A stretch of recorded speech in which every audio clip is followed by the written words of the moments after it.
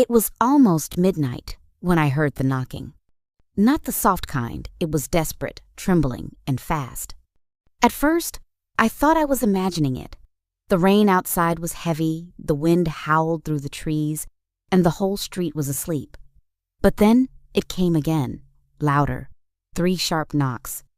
When I opened the door, I froze. There she was, Nina, my twin sister, my mirror image, but broken. Her hair was wet and sticking to her face. There was blood on her lip, a dark bruise spreading across her cheek, and her hands were shaking so badly she could barely hold her bag. "Nina?" I whispered, my voice cracking. She looked at me eyes wide, pupils trembling like she'd seen a ghost, and then she collapsed right into my arms. I caught her, pulling her close, feeling how cold she was.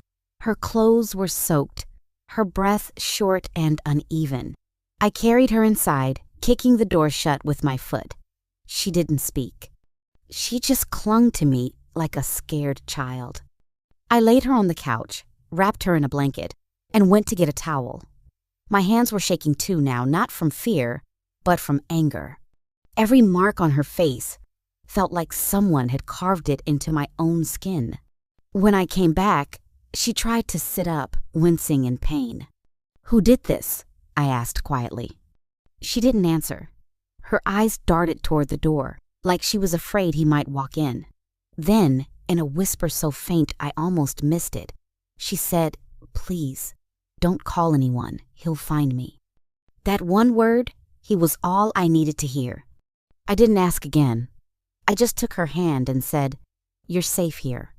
For a while, we sat in silence.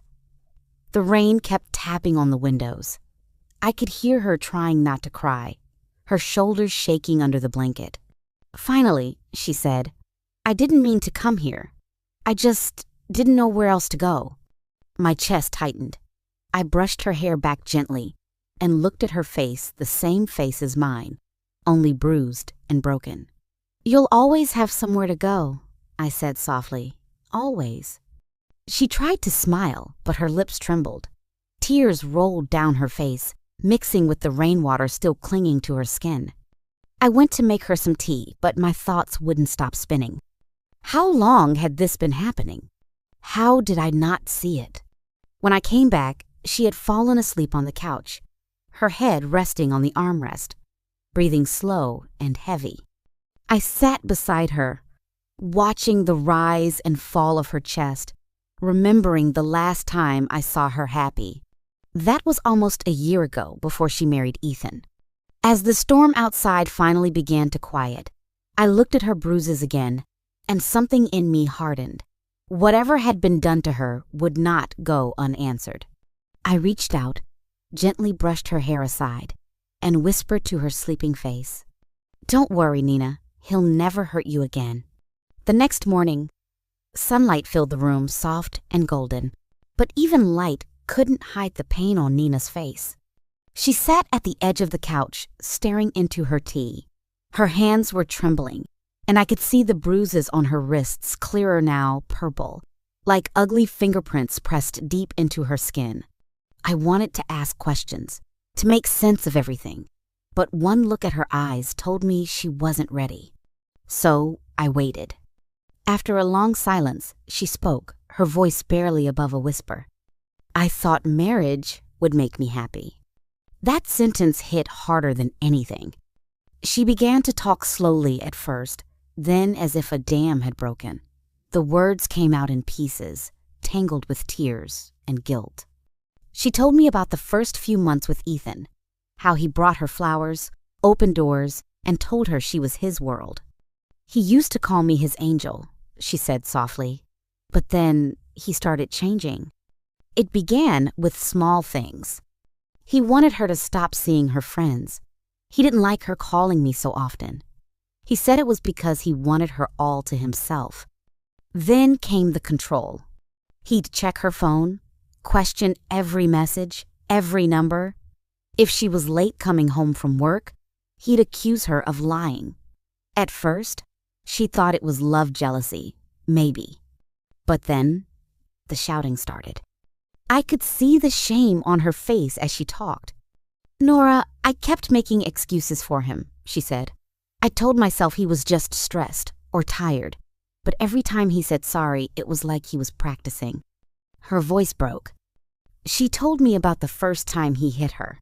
It was over something small. She forgot to put his phone on charge. He apologized the next morning with a gift. Then it happened again and again. Each story made my stomach twist. I gripped the edge of the table so tightly that my knuckles turned white. "Why didn't you tell me?" I asked quietly. She looked at me, then really looked, and I saw pure fear in her eyes. "I was ashamed," she whispered, "and I thought if I loved him enough, he'd stop." The words hung in the air like smoke. I moved closer, wrapping my arm around her shoulders.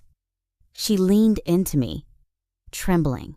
For the first time in a long while, she allowed herself to cry, not the quiet kind, but the deep, broken kind that comes from the soul. I held her and said nothing. There were no words that could fix it. After a while, she said something that made my heart sink. "He told me once that if I ever left him, he'd make sure I regret it." That was when I knew this wasn't just about anger. It was about power. Ethan didn't just want to control her, he wanted to own her. I looked around the room, my mind spinning. The walls, the floor, even the quiet felt heavy. I realized then that my sister had been living in fear every single day, hiding bruises under makeup, lies under smiles, and I hadn't seen it. That guilt hit me harder than I expected. I should have known. I should have done something sooner. As Nina rested her head on my shoulder, I made a silent promise in my heart. This wasn't going to end with tears. It was going to end with justice. For the rest of that day, Nina barely spoke. She stayed wrapped in a blanket on the couch, her eyes empty, the kind of emptiness that comes from too much pain. I watched her and felt something burning inside me. Not anger anymore, something colder, sharper. Determination. Ethan thought he could break her, silence her, make her disappear into fear. But he forgot one thing. She had a twin. That night, as Nina slept, I sat at the kitchen table, staring at the rain-streaked window. I could see my reflection, and for a moment, it was like looking at her same face, same eyes, only mine were steady. That was when the idea took shape. Wild, dangerous, but right. The next morning, when she woke up, I made breakfast eggs, toast, and warm milk, just like we used to have as kids. I waited until she finished eating before I said it. "Nina," I said slowly, "what if we switched places?" She looked up at me, confused. "What do you mean?" I leaned forward. "He doesn't know me well. He's only seen me a few times and we look the same. You could stay here, safe. I'll go back to that house, as you." Her fork dropped onto the plate. She stared at me like I'd lost my mind. "Nora, no. He's dangerous. You don't know what he's capable of." "I know enough," I said calmly. "And that's exactly why I'm doing this." For a long moment, we just looked at each other. Two faces, one thought running between us, this might be the only way. But I didn't push her. I waited. Later that day, she came to me quietly and asked, "What would you even do if you went there?" I smiled faintly. Whatever he expects me to do, until he shows his real face. And when he does, I'll be ready. We spent the next days carefully planning. I studied everything, how she spoke, how she walked, the way she brushed her hair back when she was nervous. I memorized the layout of their house from her descriptions, where he kept his keys, his phone, his routines. At night, she taught me the tiny habits that made her the perfume she used, the words she said often, even the small scar near her ear from when we were children. We rehearsed over and over again until even she couldn't tell us apart. Still, she was scared. "What if he hurts you?" she asked one evening. I smiled a little. "Then he'll learn that not all women break the same way." Her eyes filled with tears, but she nodded. I could tell she didn't like the plan, but part of her needed to believe in it, needed to believe she could be free. To keep her safe, I called in a quiet favor Mrs. Owens, their elderly neighbor who'd known our family for years. I told her Nina was going through something, and to keep her eyes open without explaining too much. Mrs. Owens simply nodded, saying, "I always knew that man was no good." By the end of the week, everything was ready. Clothes were swapped.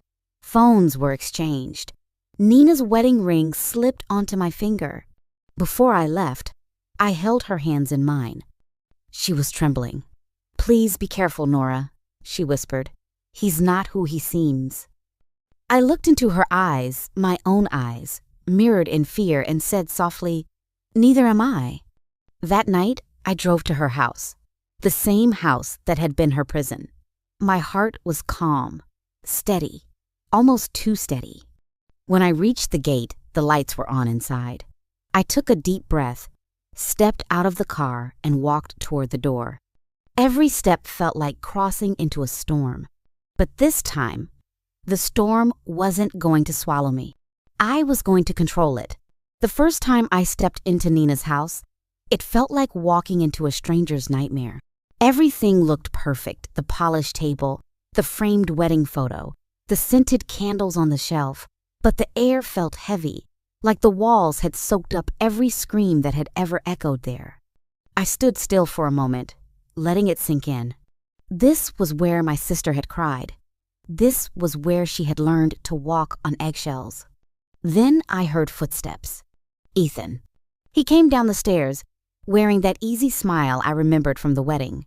"You're home early," he said. His voice was smooth, too smooth. I could almost feel the poison behind it. I forced a small smile, careful to mimic Nina's soft tone. "I wasn't feeling well," I said quietly. He moved closer, his eyes scanning my face. For a second, I thought he could see through me, but then he leaned in and kissed my forehead. I froze, every muscle in my body tight, but I didn't pull away. Not yet. He went to the kitchen, talking about his day, completely unaware that the woman standing behind him wasn't his wife. That night, I played my part perfectly. I spoke less, stayed calm, and kept my distance. I noticed how he watched every move I made, how he corrected me when I stirred my tea wrong, how his jaw tightened when I forgot to call him dear. Now I understood how Nina had been living trapped in a cage made of fear and control. The next morning, he left for work, and I exhaled for the first time in hours. My hands were shaking, but I smiled because now I was inside his world, and he didn't even know it. I started observing everything. The hidden phone under the couch, the bruises on the wall near the stairs, the way he locked his office door even when he went to the bathroom. He was careful, too careful. I found his spare keys and began looking through his drawers. I didn't find much at first, but I found something small that mattered: a flash drive. I slipped it into my pocket, not knowing yet what it held, but certain it would be useful later. Later that evening, Mrs. Owens came to the fence while Ethan was inside. She gave me a tiny nod, as if to say she was watching. That comforted me more than words. When Ethan came home that night, his mood had shifted. He was drinking, his voice louder, his movements rougher. "Why didn't you answer when I called earlier?" he snapped. My heart pounded, but I stayed calm. The phone was charging. He narrowed his eyes. For a second, I saw the man Nina had described, the one who didn't see his wife as human. His stare was cold, empty, but I didn't look away. That tiny act holding his gaze threw him off balance. He muttered something under his breath and walked away. From that moment, things began to change. Each day, I pushed back softly, carefully, but enough to make him notice. When he insulted me, I didn't apologize. When he shouted, I didn't flinch. I could see confusion spreading across his face, like his favorite toy had stopped working. By the third day, he started watching me differently, not like he owned me, but like he was afraid of what I might do. I began recording his outbursts using Nina's old phone. Every cruel word, Every threat, every moment he lost control captured. It wasn't just for revenge, it was for proof. Each time he tried to intimidate me, I gave him a look he'd never seen before, steady, unshaken. The more I stood firm, the more he cracked. And one evening, as he grabbed my arm and hissed, "Don't test me," I looked him dead in the eye and said, "Maybe you should stop testing yourself." He froze, his grip loosening. For the first time, I saw fear flash across his face. It was small, almost invisible, but it was there. That was the moment I knew the balance had shifted. The hunter was beginning to feel what it meant to be hunted. It had been 5 days since I stepped into my sister's life. 5 long, tense days of pretending, but now the pretending was over. By then, I had gathered enough. Recordings, photos, messages, every ugly word, every threat he made when he thought no one was listening. Ethan had built his control on silence, and I was about to shatter it. That morning, I sent Nina a message. It's time. She arrived quietly, wearing a hoodie and sunglasses, her face still healing but her eyes clearer than before. When she stepped into her own house, she paused for a moment, as if she was facing a ghost. "Are you sure about this?" she whispered. I nodded. He needs to see both of us. He needs to know what it feels like. Ethan came home around 6. He was humming when he opened the door, carrying a bottle of wine. But the moment he saw us both standing side by side, the color drained from his face. He blinked, confused. His eyes jumped from me to her and back again. What? What is this?" I stepped forward. "This is your lesson." For a few seconds, he just stared. Then his expression twisted anger, disbelief, fear, all tangled together. "You think this is funny?" he shouted. "You think you can play games with me?" I didn't answer. Instead, I placed my phone on the table and pressed play. His own voice filled the room loud, cruel, undeniable. The recording played him screaming, threatening, and calling her names. Every word that once filled her with fear now echoed back at him. He froze. Then, slowly, he looked at Nina. Her eyes weren't scared anymore. They were steady, full of quiet strength. Mrs. Owens appeared at the door just then, holding her phone. "I already called the police," she said calmly. "They'll be here soon." Ethan's hands started shaking. He tried to speak, to explain, but his voice came out thin, like someone who finally realizes his mask is gone. For the first time, he had no control. When the police arrived, I stood beside my sister as they took him away. He kept shouting her name, promising she'd regret it, but she didn't even look at him. She just reached for my hand, holding it tightly. The sound of the car door closing was like the end of a storm. Quiet, followed heavy, but peaceful. We sat together on the porch that night. The air was cool, the sky filled with stars. I made tea again, and for a while, we didn't talk. We just listened to the night free, finally. After some time, Nina turned to me and whispered, "You shouldn't have done that for me." I smiled. "I didn't do it for you. I did it with you." She leaned her head on my shoulder, the same way she used to when we were little girls. For the first time in a long time, she smiled a real smile. I looked out into the dark street and took a deep breath. It was over. No more bruises, no more fear, no more silence. Just 2 sisters, stronger together, unbroken and free.